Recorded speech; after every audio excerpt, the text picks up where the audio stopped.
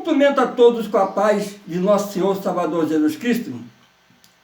Para quem está nos assistindo pela primeira vez, eu sou o Jorge Levi, congrego na Assembleia de Deus de Pratos, Minas Gerais. O canal Jorge Levi está apresentando Momento EBD, no qual estamos comentando as lições bíblicas editadas pela CPAD. Estamos no primeiro trimestre de 2025, no qual estamos estudando o tema Em Defesa da Fé Cristã, combatendo as antigas heresias que apresentam como nova aparência. Estamos na lição de número 5, cujo título é Jesus é Deus. E o texto áureo: no princípio era o Verbo, e o Verbo estava com Deus, e o Verbo era Deus. João capítulo 1, versículo 1. A verdade prática: a divindade de Jesus está muito clara e direta na Bíblia. Além de ser revelada no seu ministério terreno, na manifestação dos seus atributos, a obra divina. Vamos para a introdução.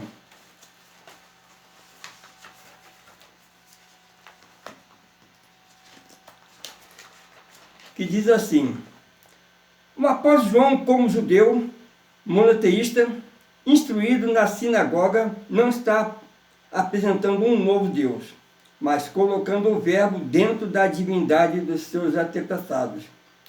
O apóstolo não admitia, em hipótese alguma, outra divindade, senão só e somente só o Deus, Javé de Israel. Por isso, no prólogo do seu evangelho, ele descreve o Verbo com os atributos da deidade, aqueles que mais se destacam no seu relato do começo ao fim. A afirmação da divindade de Jesus Cristo é uma das verdades centrais da fé cristã e está revelada de forma clara nas Escrituras Sagradas, tanto no Antigo como no Novo Testamento. E desde as profecias messiânicas de Isaías, que anunciou o nascimento do Emanuel, que quer dizer Deus conosco, até a declaração contundente do apóstolo João, que apresenta Jesus como o Verbo eterno, que se fez carne. A Bíblia proclama que Jesus não é apenas um homem extraordinário, mas o próprio Deus encarnado. E nessa lição, vamos estar explorando como as Escrituras testificam da divindade em Cristo, como essa verdade é fundamental para a nossa salvação e compreensão de quem Deus é.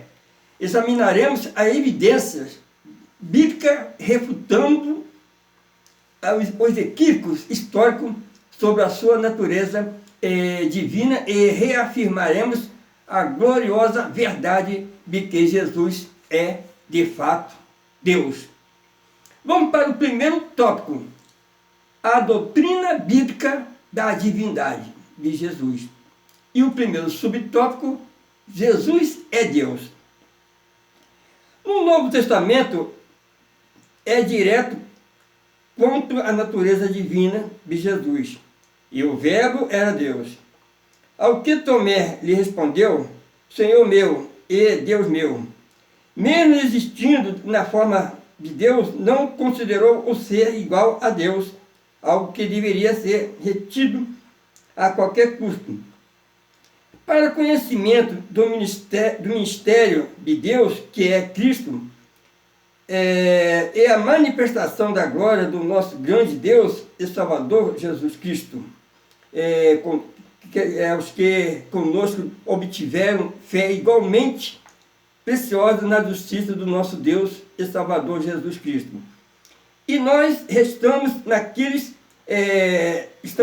que é o verdadeiro em seu Filho, Jesus Cristo, Este é o verdadeiro Deus e a vida eterna. De acordo com o comentarista, no qual nós acabamos de ler, nesse primeiro tópico, a doutrina da divindade de Jesus Cristo está firmemente fundamentada nas Escrituras do Novo Testamento, e desde os Evangelhos até as epístolas, a natureza divina de Cristo é proclamada com clareza, mostrando que Ele é o Deus eterno, que se revelou em carne. João começa o seu Evangelho com uma declaração poderosa. No caso que ele diz, no princípio era o Verbo, e o Verbo estava com Deus, e o Verbo era Deus. Aqui temos o Verbo, que no grego quer dizer logos, identifica Jesus como a manifestação plena e eterna de Deus.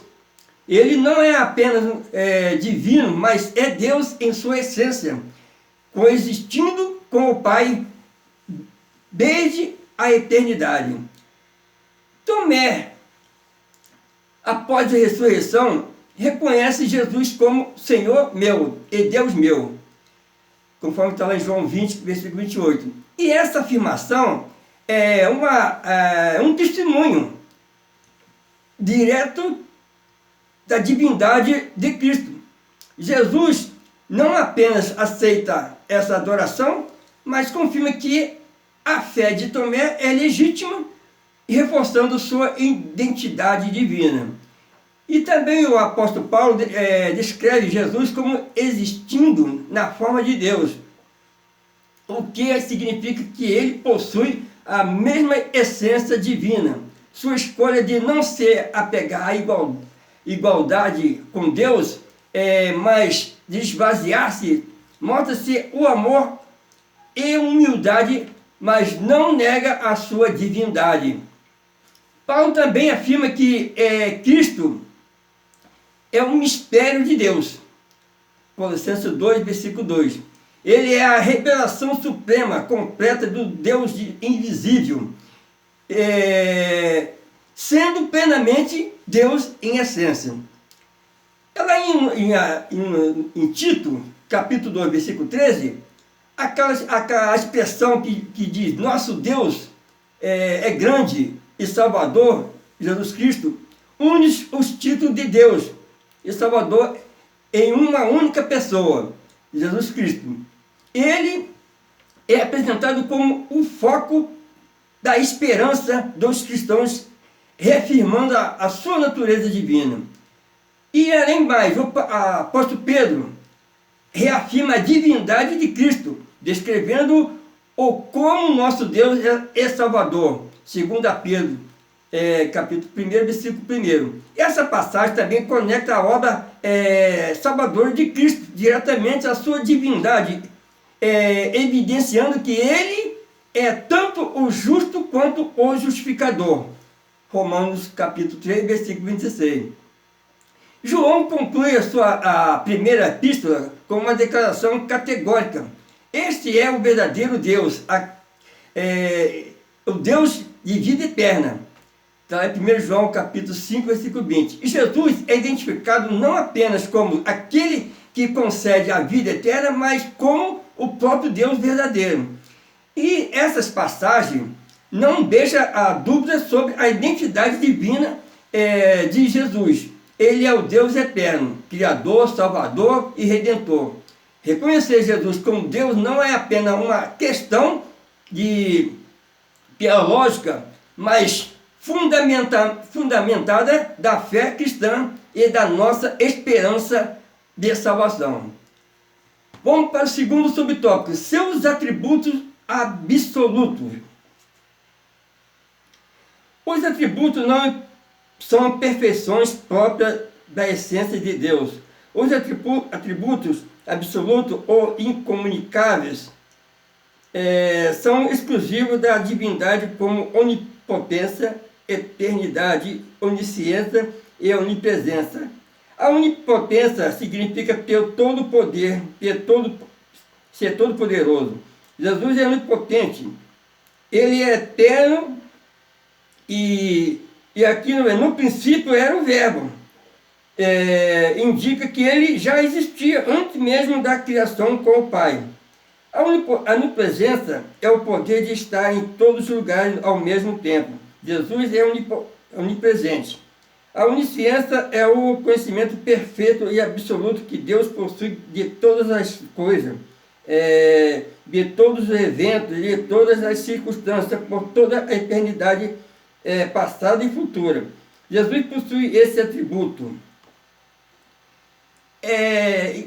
Os atributos absolutos de Deus já são características que não se podem ser compartilhadas com a criação. A onipotência de Jesus, por exemplo, é demonstrada em sua autoridade sobre a natureza, doenças e até mesmo a morte. A eternidade de Jesus nos lembra que ele não foi criado, mas sempre existiu com o Pai. E esse conceito é fundamental, pois implica que Jesus é antemporal e transcende a criação. Essas verdades nos ajudam a entender a grandeza de Jesus e confiar nele em todas as circunstâncias. A onipresença de Jesus, especialmente em Mateus capítulo 18, versículo 20 e o capítulo 28, versículo 20, nos assegura que ele está sempre conosco, mesmo quando não o vemos fisicamente. Essa verdade é um conforto para os cristãos, pois sabemos que nunca estamos sozinhos. A onisciência de Jesus, por outro lado, revela que ele conhece os nossos corações, pensamentos e necessidades antes mesmo de os expressarmos. Isso nos convida a uma relação mais profunda e honesta com ele, sabendo que ele entende tudo o que estamos passando. Vamos para o segundo tópico, a heresia que nega a divindade de Jesus. Vamos para o primeiro subtópico, arianismo. Subtópico 1, arianismo. Os primeiros a negar a divindade de Jesus foram os ebionitas, e seguidos pelos monarquianistas dinâmicos. Mas a heresia principal que abalou os fundamentos da igreja foi o arianismo. O termo arianismo vem do Ario, o expoente dessa doutrina em Alexandria, a partir do ano 318. Ele negava a divindade de Cristo e o considerava como um Deus de segunda categoria. Ario rejeitava a eternidade do Verbo, embora defendesse sua existência antes da encarnação. Recusava que fosse ele eterno com o Pai, insistindo na tese de que o Verbo foi criado como primeira criatura de Deus. A palavra de ordem arianista era: houve tempo que o Verbo não existia.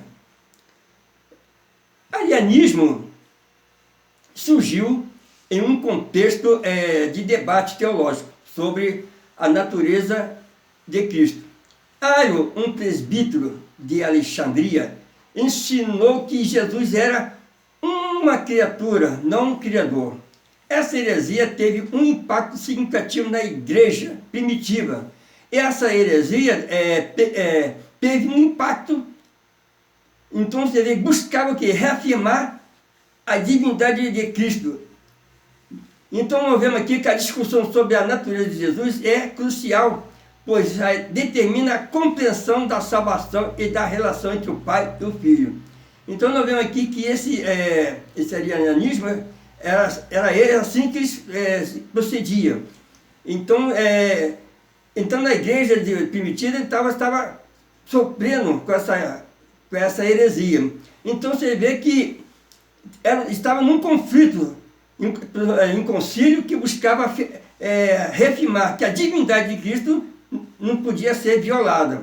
A discussão sobre a natureza de Jesus é crucial, pois determina e está a compreender da salvação e da relação entre o Pai e o Filho.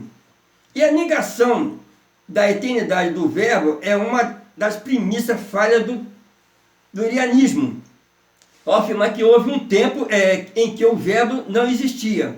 Ariano contradiz a revelação bíblica de que Jesus é coeterno com o Pai. Essa ideia de um Deus de segunda categoria diminui a grandeza de Cristo e compromete a mensagem do Evangelho, que proclama Jesus como o Salvador divino, igual ao Pai em essência e poder.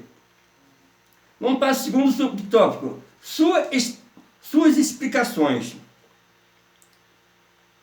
Ario e seus seguidores pensavam as escrituras aqui e acolá em busca de algumas passagens bíblicas para dar sustentação às suas crenças. Segue algumas delas, as mais emblemáticas. O Senhor me criou no princípio dos seus caminhos.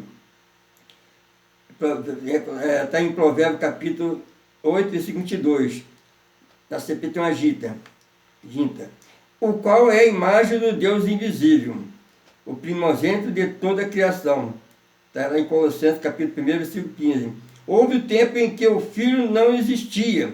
Outra passagem favorita era: e a vida eterna é esta, que conheçam a ti só por um único Deus verdadeiro, e a Jesus Cristo, a quem enviaste. João 17, 3. Com isso, ignorava todo o pensamento bíblico que defende a eternidade e a deidade de Cristo, conforme está em João capítulo 1, versículo de 1 a 3. Então, aqui a interpretação errônea dessas passagens por Ario e seus seguidores ilustra como a má exegese pode levar a heresias. Por exemplo, Provérbios capítulo 8, 22, citado aqui na leitura, é frequentemente mal interpretado para sugerir que Jesus foi criado, enquanto a passagem realmente fala de sabedoria de Deus. Além disso, em Colossenses capítulo 1, versículo 15, menciona Jesus como primogênito de toda a criação. Mas isso se refere à sua posição de preeminência e não à sua natureza criacional. Essa confusão linguística e teológica tem consequências profundas para a compreensão da divindade de Cristo. Essa passagem de João, capítulo 17, versículo 3, é frequentemente usada para argumentar que Jesus não é Deus, mas essa interpretação ignora o contexto mais amplo da Escritura. Jesus, ao falar sobre a vida eterna, está, no caso aqui, enfatizando a relação entre o Pai e o Filho. Mas isso não diminui a sua divindade. Na verdade, a Bíblia ensina que conhecer a Deus é também conhecer a Cristo, pois ambos são um em uma essência, conforme está em João 10, versículo 30, como ele diz: eu e o Pai somos um. Então, dessa maneira, é uma forma equivocada dessa heresia, dessa interpretação errônea, conforme foi citado. Vamos para o terceiro subtópico: como solucionar a controvérsia. A tradução criou de Provérbios capítulo 8, versículo 2, da Septuaginta, é opcional, pois o verbo hebraico nessa passagem é ganar, obter, adquirir, criar, mas o sentido de criar para trazer à existência algo do nada é o verbo baran, como em Gênesis capítulo 1, versículo 1. E o texto de Colossenses capítulo 1, versículo 15 diz que Jesus é o primogênito de toda a criação e não o primogênito de Deus. A palavra protócos, primogênito, quer dizer, primeiros, chefe, foi usado pelos escritores sagrados em o sentido de importância prioridade, posição e primazia e preeminência. Em Colossenses capítulo 1, versículo 15 ao 18. Ou seja, Jesus encarnado tem a primazia na criação. É a imagem do Deus invisível, porque é Deus. Conhecer a Deus é o mesmo que conhecer a Cristo, em virtude da unidade da natureza do Pai e do Filho. É importante enfatizar que a discussão sobre a tradução de Provérbios, capítulo 8, versículo 22, é crucial para esclarecer a posição de Jesus na criação. O verbo hebraico, ganá, conforme foi lido, pode ser interpretado de várias maneiras, mas não implica que Jesus foi criado. A palavra barã é usada especificamente para descrever a criação. Ex nihilo, do nada, é aplicada a Deus. Portanto, é importante entender que Jesus, como o verbo, é agente da criação e não uma criatura. A palavra primogênito, em Colossenses, capítulo 1, versículo 15, deve ser entendida no contexto de preeminência e autoridade. Essa distinção é vital para a compreensão correta da natureza de Cristo. Ele é a imagem do Deus invisível, o que significa que ao conhecê-lo, conhecemos a Deus. E essa relação íntima entre o Pai e o Filho é um dos fundamentos da fé cristã. Chegamos ao terceiro tópico, implicações do arianismo na atualidade. Vamos para o primeiro subtópico, que é a tradução do Novo Mundo. A exemplo do arianismo, há um movimento religioso que usa a Bíblia fora do contexto por meio de uma inversão exclusiva das Escrituras, denominada de tradução do Novo Mundo. Trata-se de uma versão tendenciosa. Veja alguns exemplos de suas falsificações. E a palavra era um Deus, Deus com D minúsculo, está aqui. Depois Deus com D minúsculo. Então, visto que o texto correto é: e a palavra era Deus, D maiúsculo. E o verbo era Deus, B maiúsculo. O texto sagrado declara: grande Deus, o nosso Senhor Jesus Cristo. Então, conforme está lá em Tito 2, versículo 3. Nosso Deus é Salvador Jesus Cristo. Essas passagens falam textualmente que Jesus é Deus. Entretanto, a tradução do Novo Mundo diz: do grande Deus e do nosso Salvador Jesus Cristo. Do nosso Deus e do Salvador Jesus Cristo. Mudaram o texto sagrado acrescentando um do, onde não existe no texto grego para desvincular a divindade de Jesus. A tradução, conforme já foi falado aqui, do Novo Mundo, utiliza no caso, é utilizada pelas testemunhas de Jeová, tem sido criticada por suas alterações que visam apoiar a crença do que Jesus não é Deus. A mudança de Deus para um Deus de D minúsculo, em João capítulo 1, versículo 1, distorce a mensagem original do texto grego, que afirma que a plena divindade de Cristo.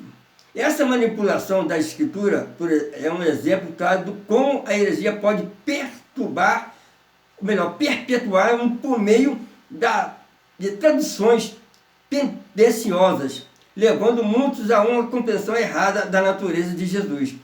E essas alterações, na tradução do Novo Mundo, são exemplos de como a interpretação errônea da Escritura pode levar à negação da divindade de Cristo, ao adicionar palavras que não estão presentes no texto, no caso do texto original. A tradução tenta criar uma separação entre Deus e Jesus, o que é contrário ao ensino bíblico. É essencial que os cristãos conheçam o contexto e a verdade da Escritura para que possam defender a divindade de Jesus de maneira eficaz. Vamos para o segundo subtópico: os movimentos orientais. Nenhum deles reconhece a divindade de Jesus, e para os panteístas, monistas, não existe trindade e nem Jesus. O movimento Hare Krishna, por exemplo, nega a divindade de Jesus e nem acredita que ele seja o Salvador, pois vê o Senhor Jesus como um mero guia espiritual e uma das inúmeras encarnações de Krishna. Outro movimento. Esse movimento orientais frequentemente rejeita a ideia de uma trindade e a divindade de Jesus, tratando que como um mestre espiritual entre muitos. Essa visão panteísta diminui a singularidade de Cristo e a importância de sua obra redentora. Para os cristãos, é vital compreender que Jesus não é apenas um guia, mas o Salvador, cuja morte e ressurreição são centrais para a salvação da humanidade. E essa verdade deve ser proclamada com clareza em nossos testemunhos e ensinamentos. Subtópico número 3. Outros grupos. O Jesus do Alcorão é um mero mensageiro, não é reconhecido como Deus, nem como o Filho de Deus, nem como Salvador, nem morreu, nem ressuscitou. As religiões reencarnacionistas recusam a deidade absoluta de Jesus e a sua ressurreição dentre os mortos, e não reconhece a sua singularidade. O Jesus dele não passa de mais um médium ou um dos grandes mestres filósofos. No entanto, a Bíblia nos mostra que Jesus é muito mais. É o Deus em forma humana. A visão do Jesus apresentada aqui no Alcorão, nas religiões reencarnacionistas, é uma distorção da verdade identificada de Cristo, da identidade de Cristo, no caso aqui. Ao reduzi-lo a um mero mensageiro ou um grande mestre, essas crenças ignoram a plenitude da revelação de Deus em Jesus. A Bíblia, no entanto, nos afirma que Jesus é o próprio Deus encarnado, que veio ao mundo para salvar a humanidade. E essa verdade é crucial para a fé cristã, pois a divindade de Cristo tem um fundamento da nossa esperança, porque é para a nossa salvação. Então, Cristo é a nossa esperança da salvação. Então, quando essa verdade ela é distorcida, então há um certo receio que as pessoas que vão para esse lado totalmente equivocado, começam a afundar numa heresia profunda. Então precisamos visar, meditar na palavra, precisamos pesquisar, precisamos focar na Bíblia, na sua essência, porque a Bíblia é a palavra de Deus, é inerrante, ela é a palavra de Deus, ela não contém a palavra de Deus, ela é a palavra de Deus. Chegamos à conclusão. Diante do exposto, a conclusão bíblica é que somente Deus pode salvar, somente Ele é o Salvador. E se o Senhor Jesus não é Deus, logo não pode ser Salvador. Então, negar a divindade de Jesus é negar a salvação. A negação da divindade de Jesus tem implicações profundas para a fé cristã. Se Jesus não é Deus, então sua obra redentora não tem valor. A salvação que ele oferece é baseada na sua natureza divina e em sua capacidade de perdoar pecados.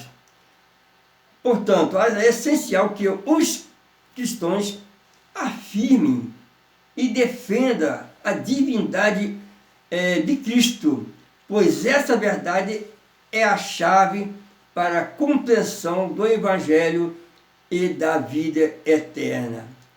Chegamos no final dessa lição, é uma lição muito bastante compreensiva para aqueles que creem na palavra de Deus, creem no Jesus Cristo que ressuscitou, que morreu, foi crucificado, morreu na cruz, ressuscitou, e ele foi junto ao Pai, está intercedendo por nós. Então, essa palavra que nós devemos sempre ter no nosso coração, conforme diz o salmista, guardei a palavra no meu coração para não pecar contra ti. Então devemos guardar no nosso coração, sabendo que mediante da palavra nós vamos estar cada vez mais livres dessas heresias que vêm tentando confundir a vida dos cristãos, daqueles que realmente foi salvo, eles foi lavado e remido no sangue do Cordeiro, que é Jesus Cristo. Fica por aqui essa lição muito maravilhosa, e esse trimestre tem muito para nós aprender, que fala de defender a fé, a nossa fé, que é firmada em Cristo Jesus. Que Deus abençoe rica e abundantemente. Fica todos na paz do nosso Senhor Jesus Cristo. Amém.